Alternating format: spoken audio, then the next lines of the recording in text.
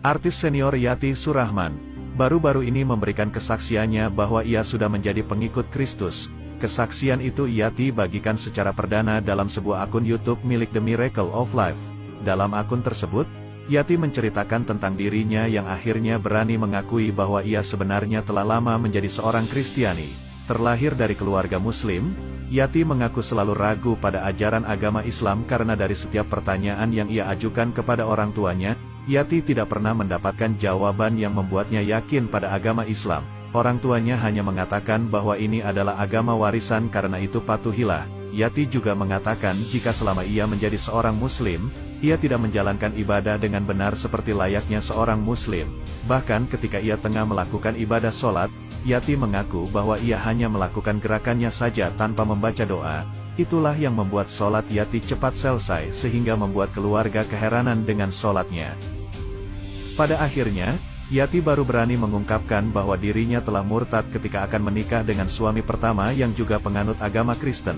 Pada awalnya, Yati juga sempat mendapat penolakan dari keluarganya terkait dirinya yang memutuskan keluar dari Islam dan menjadi pengikut Kristus. Ia bahkan dicoret dari ahli waris harta keluarganya, karena menurut keluarganya, seorang anak yang sudah keluar dari Islam maka ia sudah bukan lagi menjadi ahli waris dari harta orang tuanya.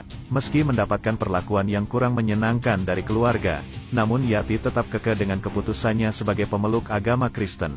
Namun sekarang, keluarga Yati sudah bisa menerima keputusan Yati yang memilih beda iman dengan keluarganya. Sebagai tulang punggung keluarga, Yati bahkan tak sungkan membantu keluarganya dan merawat orang tuanya.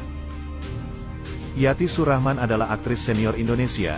Dia sudah malang melintang di dunia akting sejak tahun 1970-an. Perempuan kelahiran Yogyakarta, tanggal 8 Agustus tahun 1957, bermain di film pertamanya, Inem Pelayan Seksi, 1975, namanya melambung sejak film Perawan Desa. Aktingnya di film garapan Frankie Rorimpandey diakui dengan penghargaan Best Actress, aktris terbaik, di Festival Film Asia Pasifik pada 1980 dalam film yang diangkat dari kisah nyata itu. Yati berperan sebagai Sum Kuning. Dikisahkan, Sum Kuning adalah seorang perempuan penjual telur. Dia menjadi korban perkosaan sejumlah anak muda dari keluarga pejabat. Sepanjang karirnya, Yati Surahman telah membintangi puluhan judul film. Mulai tahun 2000-an, Yati Surahman aktif di sinetron. Dia tercatat pernah membintangi sinetron-sinetron terkenal seperti Pernikahan Dini, Dukun Palsu, dan Nyoman dan Presiden. Pada 1995, berkat Dukun Palsu, Yati Surahman masuk nominasi pemeran utama wanita terbaik pada Piala Vidya, ajang penghargaan untuk sinetron Indonesia. Yati dikenal sering mendapatkan peran sebagai seorang nenek-nenek, baik di dalam film atau sinetron.